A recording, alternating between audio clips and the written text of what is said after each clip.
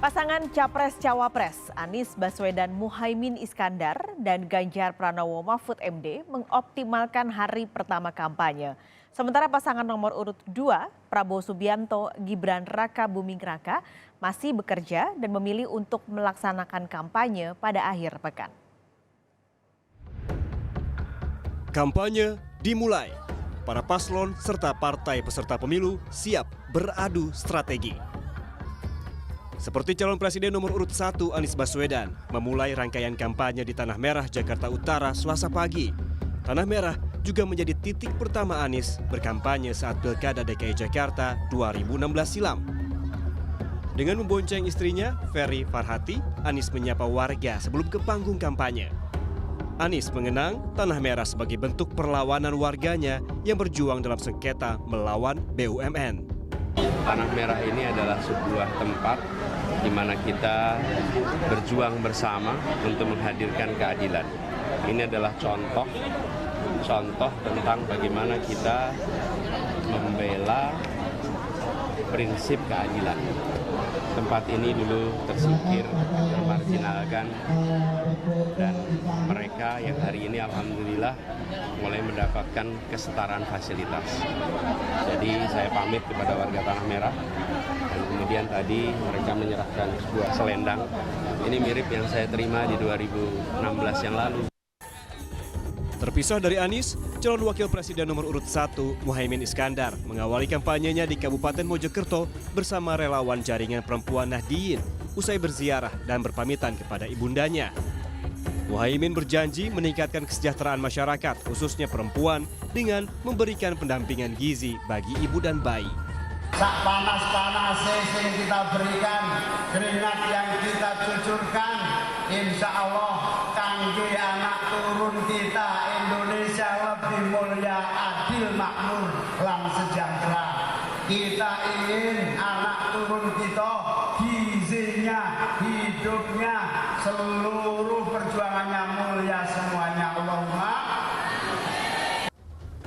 Berbeda dengan capres-capres lainnya yang mengoptimalkan kampanye di hari pertama, calon presiden nomor urut 2 Prabowo Subianto masih bekerja dengan kapasitasnya sebagai Menteri Pertahanan.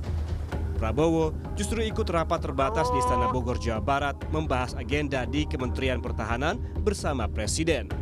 Menurut rencana, Prabowo Gibran baru akan berkampanye pada akhir pekan ini.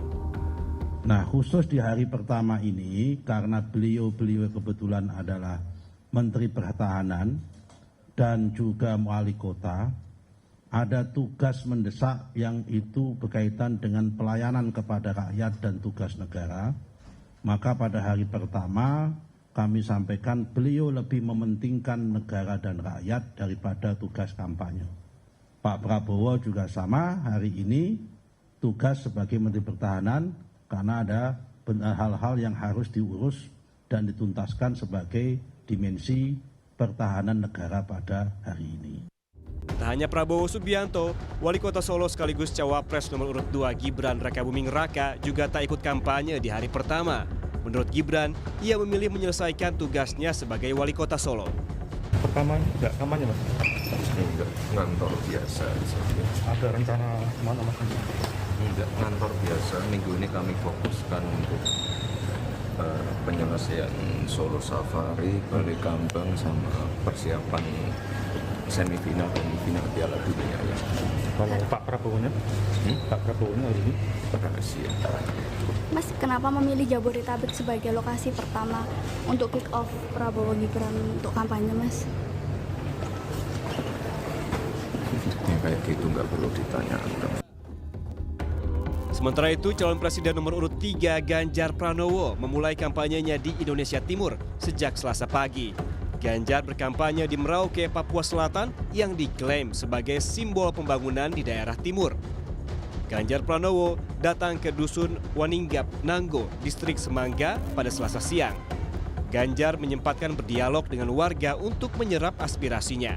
Disinilah matahari terbit dan di baratlah kemudian matahari tenggelam, dan itu disimbolkan dari satu titik Merauke dan Sabang. Spiritnya adalah spirit persatuan Indonesia. Ini kan dibagi dua ya, apakah memang karena melihat masa kampanye yang pendek sehingga harus dibagi dua dan bertemu di tengah? Ya, kami memulai dari ujung timur dan ujung barat, nanti akan bertemu di tengah.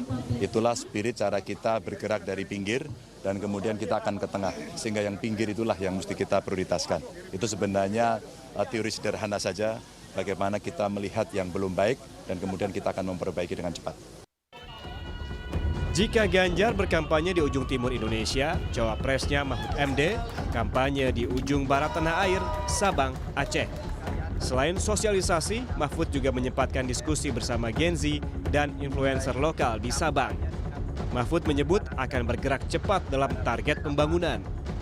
Gerak cepat itu artinya ya cepat. Itu apa yang sudah diprioritaskan, apa yang sudah dilihat itu segera dibuat dalam prioritas, dan apa yang diprioritaskan kerjakan dalam target waktu tertentu. Sehingga misalnya tahun depan kita akan mencapai apa? Tahun depan lagi untuk urusan satu desa, satu puskesmas dan satu tenaga kesehatan itu mencapai desa berapa misalnya. Itu namanya gerak cepat. Genderang kampanye baru dimulai. Adu strategi dalam menarik simpati publik mulai tampak di permukaan. Namun, sesuai dengan kesepakatan dalam kampanye damai bersama KPU dan Bawaslu, yang paling penting adalah bagaimana para paslon dan partai peserta pemilu serta elemen pendukung dapat berkomitmen menciptakan pemilu yang bukan hanya damai, namun juga tertib dan taat hukum. Tim Liputan, Kompas TV.